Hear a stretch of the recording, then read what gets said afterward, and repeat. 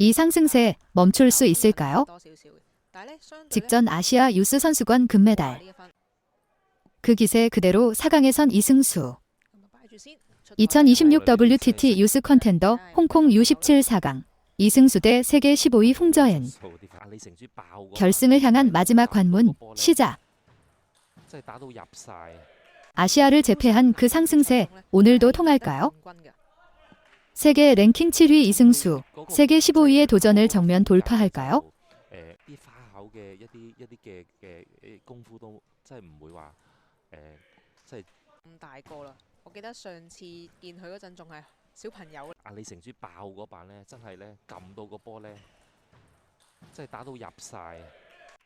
咁就頭先呢，我哋見到即係台北呢個選手洪志賢個對持球呢，係直情係好瀟灑咁樣呢，就即係同佢對抗。咁差唔多係到咗即係我哋今日嘅賽㗎啦，已經係即係佢哋包括佢哋個技術同埋佢哋個身高。咁所以好多時頭先嗰個4強賽，咁佢哋嗰個短台個運用，而家已經係6-4韓國領先啦。咁相當於其實李成洙呢，佢係打大一組嘅。但係見佢都得咧，即係稱起上嚟咧，佢啲波咧仲硬淨啲。中國係咩 style， 跟住日本、韓國係咩 style 咁樣。咁所以一睇咧，你睇翻呢場比賽咧，佢哋由細個培養咧，就已經見到啦。即係炸落嚟嗰時候咧就好集中，好似頭先呢板。哇！呢個有啲似啱啱洪志顯對林尚文咁樣。係啊，比例會多啲啊。因為喺呢個顯翻佢嘅正手嘅力量，搶攻，係啲點又搶得快，哇！個反手釘到準。2-3，洪志顯發球，開出台，拉起之後，換出台，哇！拉得非常，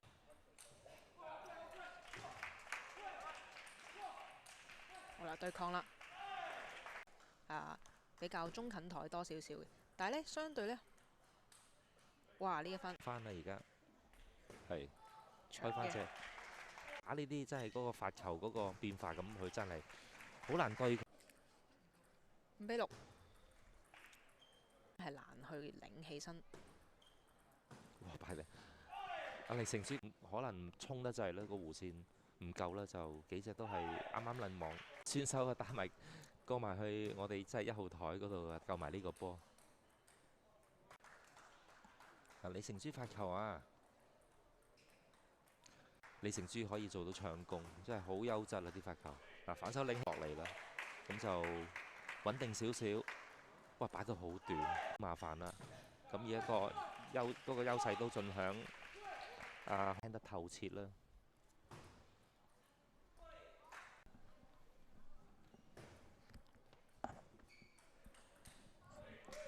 發球。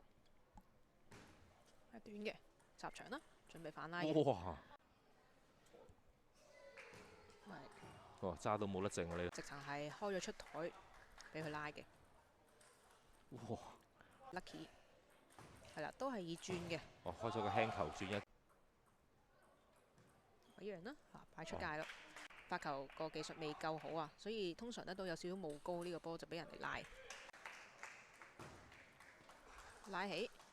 呢個落去仲慘過俾個長台你拉。好，擺短點知擺出咗。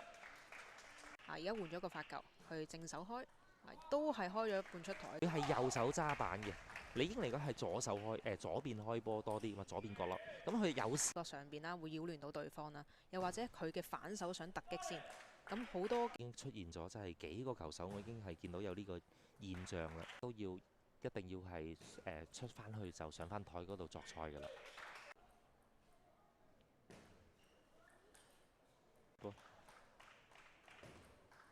其實戰術佢係洪志顯先發球呢盤波。加強都贏唔到，咁倒不如就加多少少。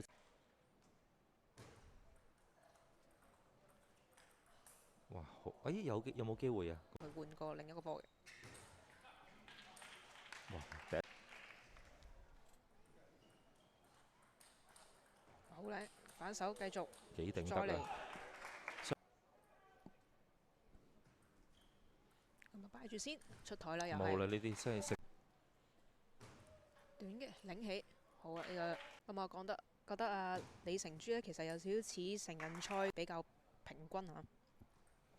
佢最優，即係其實咧但係我見到呢個李成書呢個球員呢，佢做得到。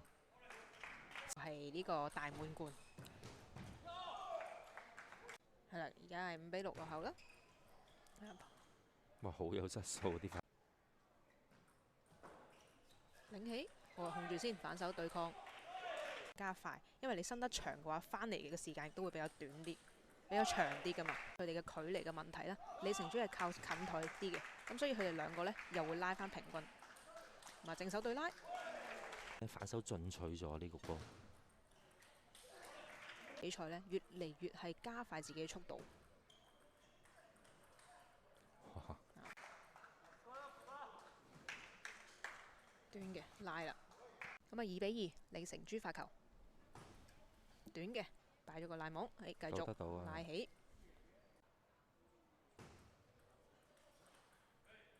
洪哲顯嘅反手呢係會等一等，跟住去加網。出台拉起，第呢個第一滴偷一個長，即係佢個傾向性都開個短啊嘛。嗱，佢又開翻短啦，李成珠。先可以打破佢嘅心態，因為而家李成珠太穩陣啦。領起7-1，領起哇！好舒，真係好舒暢，真係睇到呢啲波。好啊，踩長變直線啦，再嚟。咁又仲有半錢。哇！呢個波真係嚟到對拉條車先。 끝까지 물러섬 없는 이승수. 多少少嘅，但係咧相 대한민국 탁구의 미래가 여기 哇 있습니다. 呢一分 세계 15위. 결코 쉬운 상대가 아니지만 哇！ 아시아를 제패한 그 상승세라면 충분히 가능합니다. 이승수의 도전, 이제 막 시작. 呢啲真係食， 係啦 좋아요와 6-6 구독. 落後啦哇，好有質素啲反。比賽咧越嚟越係加快自己嘅速度。李成珠爆嗰板呢，真係呢，撳到個波呢，即係打到入晒賽㗎啦，已經係即係佢哋包括佢哋個技術啊，同埋佢哋個身高，咁所以好多時李成珠發球啊！